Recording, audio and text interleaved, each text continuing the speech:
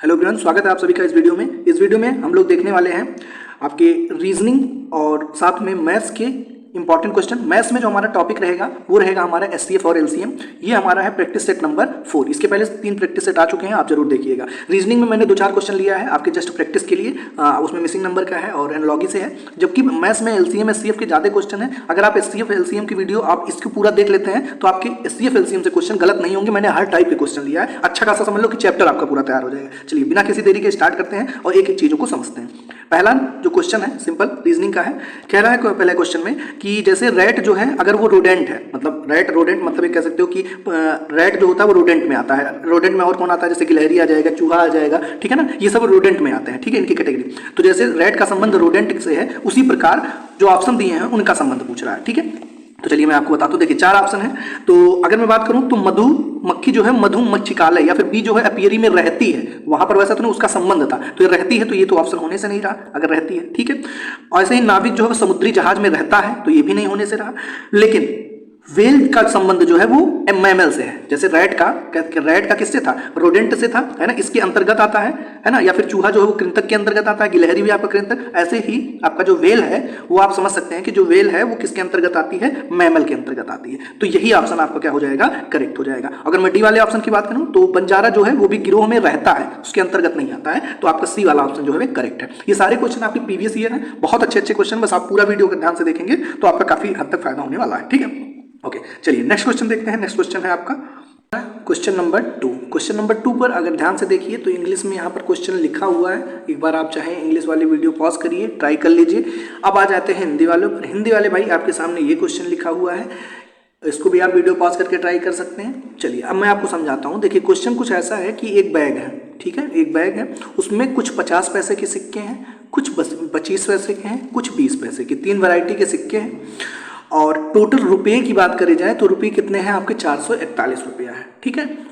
ये रुपया है और ये सब पैसा दिया है। और अगर जो मैं बात करूं 25 पैसे के सिक्के कितने हैं, तो वो डायरेक्ट नहीं दिया हुआ है, आपको 4:3:2 के अनुपात में दिया है। मतलब 50 पैसे के सिक्के 4 अनुपात में है, 25 पैसे के सिक्के 3 अनुपात में है, और अगर जो बात करूँ कि 20 पैसे के तो 2। आपसे पूछा 25 पैसे के सिक्कों की संख्या कितनी है। तो आप बहुत बचपन में पढ़े होंगे, कोई चीज़ अगर अनुपात में दी होती है तो अगर हमें उसका एक्चुअल वैल्यू चाहिए होता तो उसमें क्या कर देते हैं, x से मल्टीप्लाई कर देते हैं।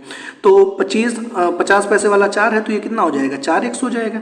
और अगर जो बात करें कि 25 पैसे वाला तो ये कितना हो जाएगा, 3x हो जाएगा इनके सिक्कों की संख्या।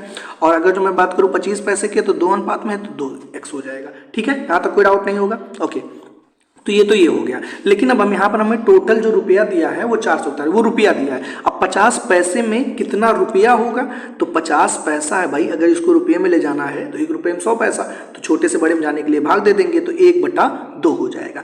तो 50 पैसा मतलब 50/100 किया तो कितना आ जाएगा, 1/2, 1/2 मतलब 0.5, इतना रुपया। अब इतने रुपये हैं और इसके टोटल कितने हैं, तो 4x है। इसमें किससे गुणा कर दें, 4x से, ठीक है। तो ये पता चल जाएगा कि आपका 50 पैसे के कुल कितने आपके रुपए हो गए, ठीक है, इतने रुपए हो गए। सिमिलरली अगर मैं बात करूँ 25 पैसे की, तो 25 पैसे को भी 100 से भाग दे दो तो 25 चौक 100 हो जाएगा। और अगर जो 1/4 है तो 1/4 को अगर हम डिवाइड करेंगे तो ये हो जाएगा 4 दूना 8, 0.5 हो जाएगा, 0.25 हो जाएगा, ठीक है। तो इसके कितने हो गए, 0.25 हो गए। और इसके कितने हैं सिक्के, 3x, इसको 3x से गुणा कर दो तो इससे ये पता चल जाएगा कि आपके 25 पैसे के कुल कितने रुपए हैं, ठीक है, ओके। अगला बढ़ते हैं 20 पैसे। 20 पैसे हैं, इसको भी अगर जो रुपए में ले जाए तो 20/100 करेंगे तो आ जाएगा 1/5, 1/5 को करें तो 5 दूना 10, 10.2 आ जाएगा, ठीक है। और 10.2 इसके कितने सिक्कों की संख्या है, 2x, तो 10.2 × 2x, इससे पता चल जाएगा इसके कितने रुपए हैं। और इन सब रुपयों को अगर हम बना दें तो ये किसके बराबर होते हैं, 441। आई थिंक कोई समस्या नहीं होगी यहाँ तक। अब इसको जरा कर लो, दशमलव से घबराना नहीं, 5 चौक 20 और 20 लिखोगे, 1 अंक बाद दशमलव है तो आ जाएगा 2x, ठीक है। और 25 तियां 75 होता है और 2 अंक बाद दशमलव लग जाएगा तो 0.75। इसमें कोई दिक्कत होगी दशमलव बता देना, मैं बता दूंगा। और 2 दूना 4 होगा, 1 अंक बाद दशमलव हो जाएगा, 0.4 हो जाएगा, ठीक है। यहाँ तो कोई डाउट नहीं होगा, और ये बराबर है किसके 441 के, यहाँ भी x चल ही रहा है आपका, ठीक। ओके, अब देखो यहाँ पर क्या है आपका सिंपल 0.75 और 0.4, इन दशमलव को एक साथ ले लो तो 0.75, दशमलव नीचे दशमलव लिख दो और 0.4, तो ये हो जाएगा 5 और 7 4 11 के 1 और 1 यहाँ पर दशमलव, तो 1.15 और 1.15 को 2 से ऐड कर दो तो आ जाएगा आपका 3.15 और सब जगह x चल ही रहा है और ये बराबर हो जाएगा भाई मेरे आपके 441 के। कोई दिक्कत नहीं होगी। अब यहाँ से अगर मैं कहूँ x का मान निकालो तो एकदम घबराना नहीं, बहुत ही आसान होगा। x का मान पता चल जाए तो कितना हो जाएगा 441/3.15 हो जाएगा, ठीक है। अब दशमलव हटाना है अगर तो चुपचाप 2 जीरो ऊपर दे दो और यहाँ से दशमलव हट जाएगा, 100 से ऊपर नीचे मल्टीप्लाई कर दिए तो ये 441/315 हो गया, ठीक है। अब 315 है, अब ध्यान से समझते हैं कितनी बार ये जाएगा, तो 315 है और 441 है, तो अब इसको दिमाग में बैठाए रहिए। इसको मैं इतना चीज़ को रफ कर रहा हूँ ताकि मैं ऊपर कैलकुलेशन कर पाऊँ, ठीक है। आप इतना स्क्रीनशॉट ले लीजिए चाहे, ओके। तो मैं इसको रफ कर रहा हूँ, ठीक है। तो क्या था हमारा 441, यहाँ से x की मान आ रहा है 441/3.15 था, तो उसको मैंने कर दिया था 315 और 2 जीरो ऊपर बढ़ा दिया था, ठीक है। अब इसको डिवाइड करना मुझे तो डायरेक्ट समझ में आ रहा है, 14 बार चला जाएगा। आपको दिक्कत है तो आप एक काम करिए कि 5 से काट लीजिए, 5 36, 1 5 3 15 और यहाँ पर हो जाएगा 5 8 40, 4 बचेगा, फिर 5 8 40, फिर 1 बचेगा और 5 दूना 10, 0 हो जाएगा, ठीक है। समझ गए, ओके। अब ये कितनी बार जाएगा तो देख, अब इसको डिवाइड कर लो, 63 8 8 2 0, तो 63 एकम 63 हो गया, यहाँ पे 5 बच गया और यहाँ 2 हो गया और यहाँ पर 2 है ही तो 2 0, ठीक है। अब देखो यहाँ पर कितनी बार लेके चले जाएं, 4 बार अगर लेकर चले जाएं, यहाँ पर 0 की जरूरत नहीं है उतारने की, 4 4 3 12, 6 चौक 24, 1 25, जी हाँ 63 और उसके बाद फिर 14 बार जा रहा और 1 जीरो लगा देंगे, मतलब डिवाइड कर लीजिएगा कितना आ जाएगा 140 आ जाएगा, ठीक है। अब 140 x का मान आ गया और आपके जो 25 पैसे के सिक्के कितने थे, ऊपर मैंने बनाया था 3x थे, तो सिंपल साहब तो समझी गए होगे ना, कितना हो जाएगा 140 गुणे 3 है ना, x का मान तो यही है ना, तो 14 3 42 कितना आ जाएगा 420 हो जाएगा, 420 मतलब आपका बी वाला ऑप्शन करेक्ट है। आई थिंक आप इस क्वेश्चन को समझ पाए होंगे, इससे बेहतर कुछ हो नहीं सकता था, इतना आसान मेथड था मैं बताया। अगर आपको दिक्कत तभी आई होगी अगर आपके कैलकुलेशन में इश्यू होगा, ठीक है, अदरवाइज मैं बेस्ट समझाया आपको, ठीक, ओके। और अगर जो कभी कभी ऐसा आ जाता है, देखो जो 3, देखो ऐसे भी लगा सकते थे, 25 पैसे के जो सिक्के उनका अनुपात कितना था 3 के अनुपात में, मतलब 3 से डिवाइड होगा, ठीक है ना सॉरी, तो 3 से अगर डिवाइड होगा तो 400 तो होगा नहीं, तो ये ऑप्शन तो होने से नहीं रहा, 3 से ये कटेगा, 6 4 10 ये भी नहीं कटेगा, अब या तो ये था या तो ये था, 3 से ये भी कट जाएगा और 3 से ये भी, अब इसमें आपको तुक्का लेना पड़ता, ठीक है। तो बेहतर ये है कि जो मैंने बताया उस तरीके से करो, ज़्यादा बेहतर होंगी चीज़ें, ठीक है। आगे बढ़ते हैं, अगला क्वेश्चन है आपका कोडिंग डिकोडिंग से है। तो यहाँ पर क्या दिया हुआ है, एक पैटर्न दिया हुआ है, ऐसे ही यहाँ पर भी एक पैटर्न दिया हुआ है, सेम पैटर्न। तो पूछ रहा है यहाँ पर क्या आएगा, काफ़ी ऐसे ये प्रीवियस ईयर में कई बार पूछा जाता है इस टाइप का क्वेश्चन, तो आप इसको चाहें तो एक बार ट्राई कर सकते हैं वीडियो पॉज करके और फिर मैं आपको ये बताता हूँ, ठीक है। हाँ ठीक है, तो आई थिंक आप ट्राई कर लिए होंगे। चलिए मैं आपको बताता हूँ कैसे करते हैं, ये अच्छा क्वेश्चन है, ये प्रीवियस ईयर, अच्छी बात ये है, क्या पता आपको कुछ ही लोग का लगा होगा, हो सकता है किसी का ना लगा हो। देखो ये कोडिंग डिकोडिंग की सीधी सी बात है, अगर एक बार में आपके झटके से दिमाग में आ रहा है तभी आप उस पर काम करिए, अदरवाइज उस क्वेश्चन को उस समय छोड़कर आगे बढ़ जाइए, अगला करिए, फिर समय मिले फिर आके करिए, समझिए क्या करना।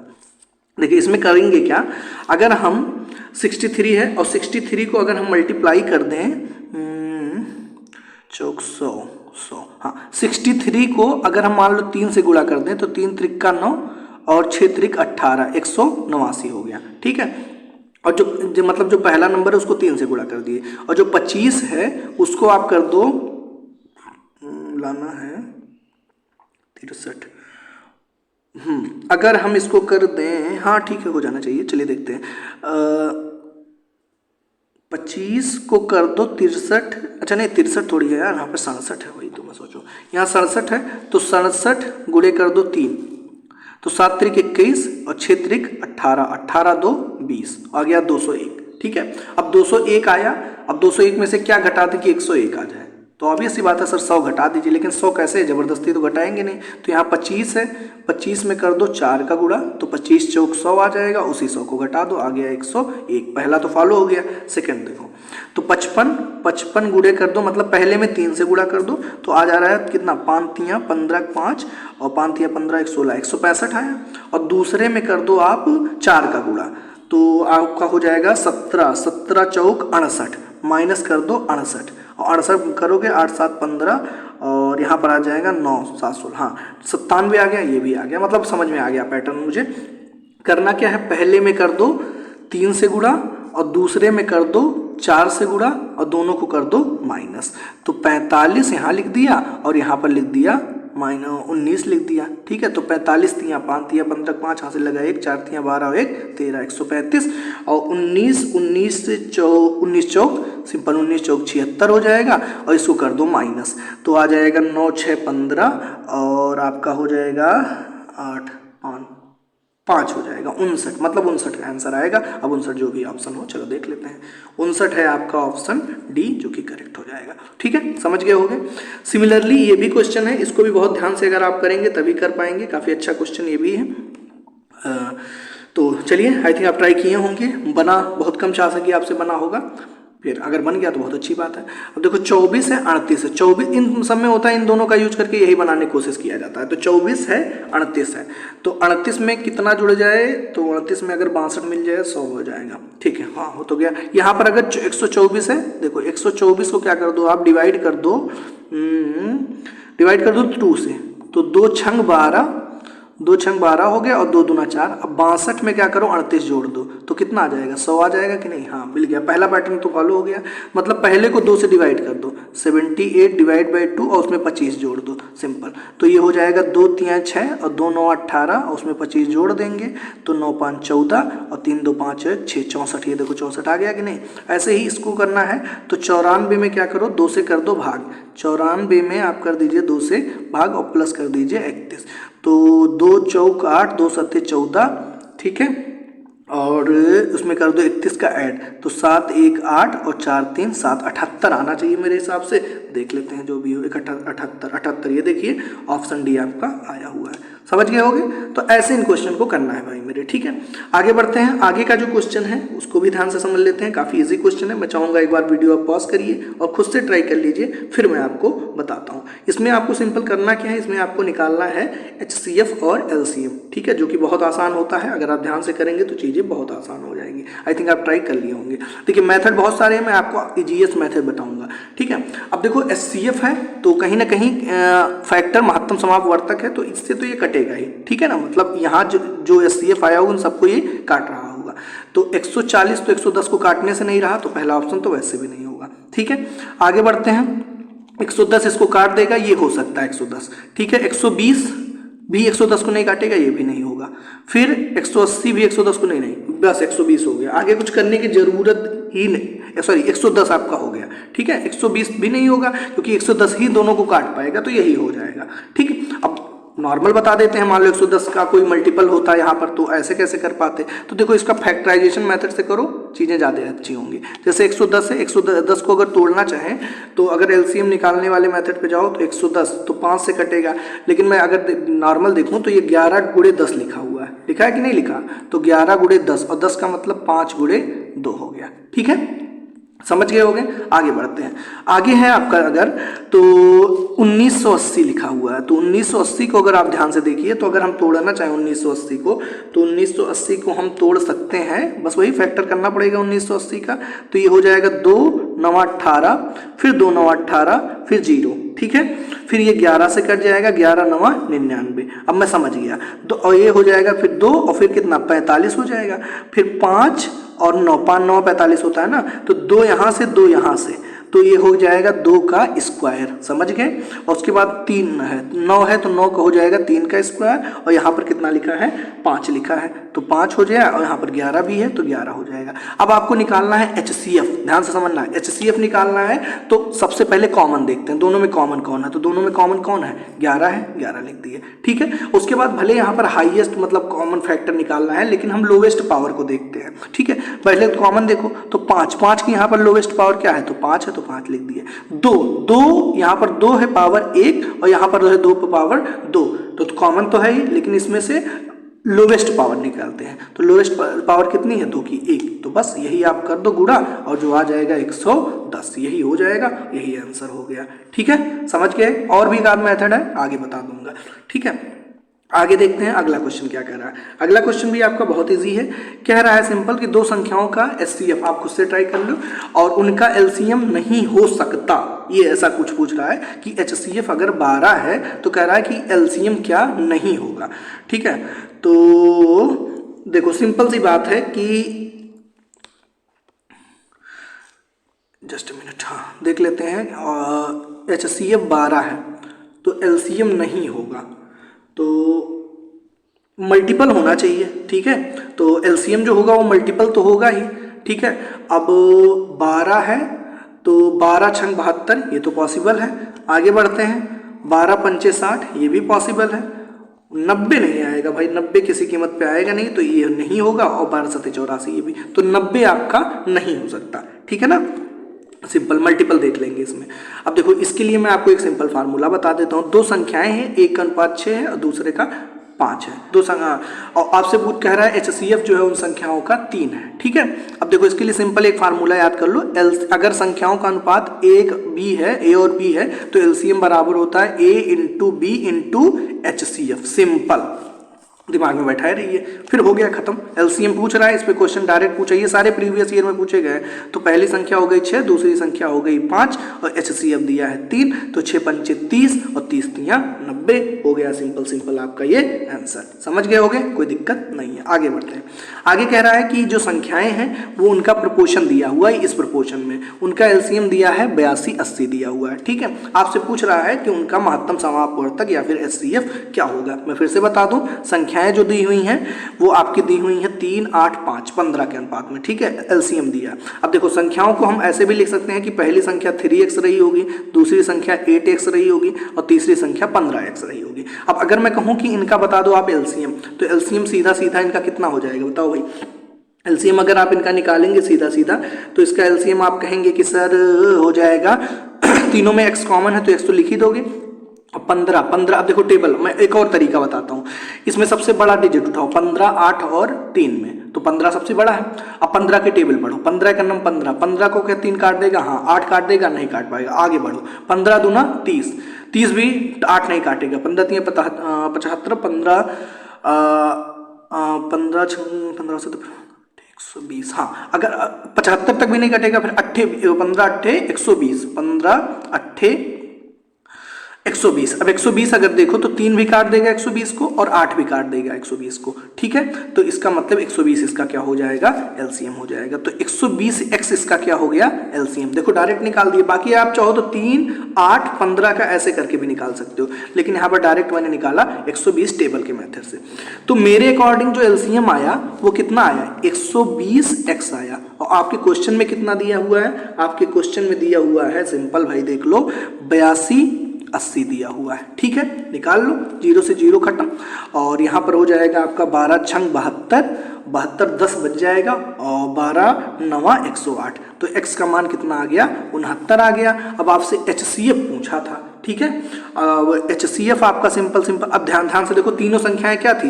एक 3x थी और एक 8x थी और एक 15x थी। अब इनका एचसीएफ क्या हो गया? एचसीएफ मतलब जो तीनों में कॉमन हो। तो तीनों में क्या कॉमन था? खाली x कॉमन था। इसका x का मान ही क्या है? एचसीएफ है। तो 69 आपका करेक्ट आंसर। आई थिंक समझ गए होगे। आगे बढ़ते हैं। ठीक है, समझ में आ रहा होगा। 9वां क्वेश्चन देखते हैं, नंबर 9, जो कि काफी इजी भी है। बहुत इजी तो नहीं कहेंगे, लेकिन तब भी अच्छा क्वेश्चन है। देखो समझते हैं क्या कह रहा है क्वेश्चन। क्वेश्चन कह रहा है कि अगर 4 संख्याएं हैं, उनका आपका एलसीएम दिया है। एलसीएम कितना है भाई? 270। और उन सबका एचसीएफ दिया है, ईच पेयर का कितना है? 9 है।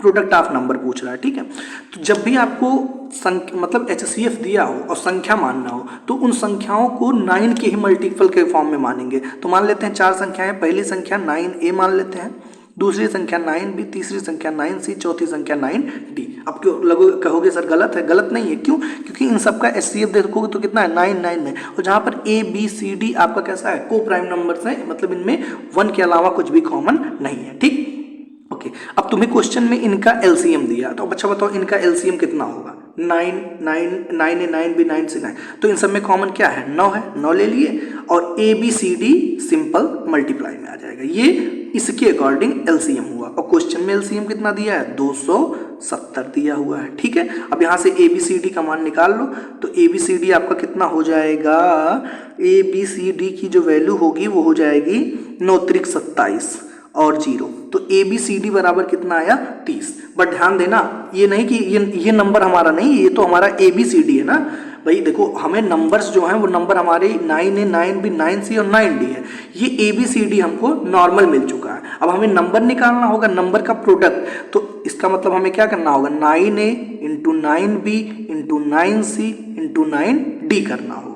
ठीक है, अब इन सब का अगर हम प्रोडक्ट कराएं तो AB 9 9 9 9 कितनी बार आ जाएगा 4 बार, मतलब 9 पावर यहाँ पर देखो 9 पावर 4 हो जाएगा और इंटू ABCD तुम निकाल चुके हो, कितना आया है 30 आया है। तो मतलब हमें सॉल्व करना है 9 पावर 4 इंटू 30, 9 पावर 4 इंटू 30। अब चाहो तो तुम ऑप्शन पे भी जा सकते हो और या फिर नॉर्मल कर सकते हो। अब देखो 9 पावर 4 मतलब इसको 9 का स्क्वायर पे स्क्वायर मतलब 81 गुणे 81 लिख सकते हैं। 81 का स्क्वायर ट्रिक होता है 1 1 जा 1 और 8 दूना 16, ये किसी वीडियो में बताऊंगा मैं। और 8 8 64 है 65, 65 61 आ गया और उसमें फिर 3 का गुणा कर दो, एक आगे 0 लगा देना, तो 3 कम 3 6 त्रिक 18 और 3 5 15 1 16 और 6 त्रिक 18, ठीक है 18 1 19। ठीक है, तो 19683 आगे 0, 19683 जो भी आ रहा हो ये देखिए 19683 समझ गए होगे। ओके आगे बढ़ते हैं।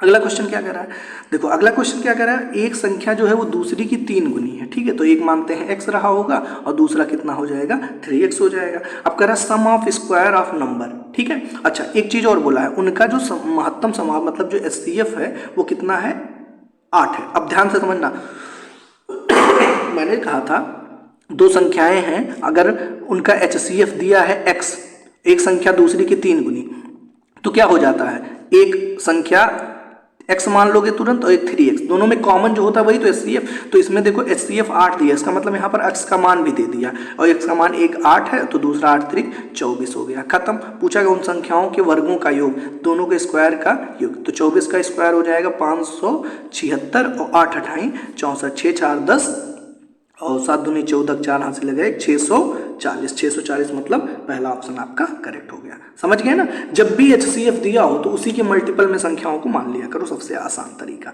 ठीक है, अगला क्वेश्चन है जो कि आई थिंक लास्ट भी होगा बट अच्छा क्वेश्चन है। क्या कह रहा है, दो अभाज्य संख्याएं हैं। ठीक है, दो अभाज्य संख्याएं हैं और प्राइम नंबर्स हैं, LCM ऑफ 2 प्राइम नंबर 253, उनका डिफरेंस पूछा हुआ है। ठीक है, अच्छा ध्यान से समझना, अगर दो आपकी संख्याएं हैं जो कि प्राइम नंबर है मतलब उनमें 1 के अलावा कुछ भी कॉमन नहीं है, ठीक है, और उनका आपका LCM दिया है, तो अभी मैंने बताया LCM बराबर क्या होता है HCF into product of number, ऐसा ही तो कुछ होता है। तो प्रोडक्ट ऑफ नंबर मतलब मान लेते हैं नंबर है तुम्हारा x इंटू वाई। अब LCM कितना दिया भैया 253। अब ध्यान से समझो, अगर दो प्राइम नंबर हैं उनका आपको LCM दिया। अच्छा बताओ प्राइम नंबर है अगर मतलब एक 3 रहा होगा एक 5 रहा होगा एग्जाम्पल के तौर पर, तो इनका HCF कितना है, प्राइम नंबर का HCF हमेशा 1 होता है, तो ये तो 1 हो गया सीधा, मतलब तुम्हें क्या पता चल गया, उन संख्याओं का प्रोडक्ट पता चल गया, मतलब x इंटू वाई पता चल गया। अब तुम्हें अगर x इंटू वाई मतलब उन संख्याओं का गुणनफल पता चल गया, अब तुम्हें बताना उन संख्याओं का अंतर क्या रहा होगा। ठीक है, अब बताओ 253 किन दो संख्याओं को गुणा करने पर आएगा, तो मुझे बहुत अच्छे से दिख रहा है कि एक संख्या तो पक्का 11 रही होगी। अब 11 से इसको चाहे डिवाइड कर लो, तो 11 दूना 22 और 11 दूना 22 3 बचे क्या करना, हाँ तो 11 और 23, क्योंकि वो संख्याएं प्राइम है तो इसका मतलब एक 23 संख्या रही होगी और दूसरी कितनी रही होगी 11, और इनका अंतर पूछ रहा है तो 3 में से 1 चला जाएगा 2 और 2 में से 1 चला जाएगा 1, मतलब क्या आ जाएगा 12 और 12 है ऑप्शन डी। ठीक है, तो यकीन मानिए ये क्वेश्चन अगर आप लास्ट तक वीडियो देखे हैं तो एक बार आप 7 टाइप करिएगा कमेंट बॉक्स में, और कैसी लगी वीडियो ये भी कमेंट करके जरूर बताइएगा। और ऐसे ही चैप्टर वाइज अगर आप मुझसे क्लासेस चाहते हैं तो भी आप कमेंट करके बताना, मैं आपका GD के पहले हर चैप्टर वाइज आपकी प्रैक्टिस भी कराऊंगा और क्वेश्चन आंसर भी कराऊंगा। ठीक है, चलिए मिलते हैं नेक्स्ट वीडियो में। Thank you guys for watching my video, see you all in my next video.